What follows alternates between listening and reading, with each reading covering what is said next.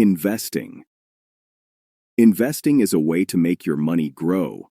People invest in stocks, bonds, or real estate. These investments can increase in value over time. Investing always includes risk. The value of investments can go up or down.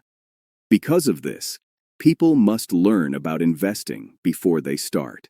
Knowledge helps them choose wisely. Many people invest for retirement. They want to have enough money when they stop working. Investing early helps the money grow slowly over many years. Some people invest in small amounts each month. This is called regular investing. It helps them build wealth without feeling overwhelmed. It's a simple way to start. Investing can be a great tool for the future. With patience and good decisions, people can prepare for a comfortable life later on.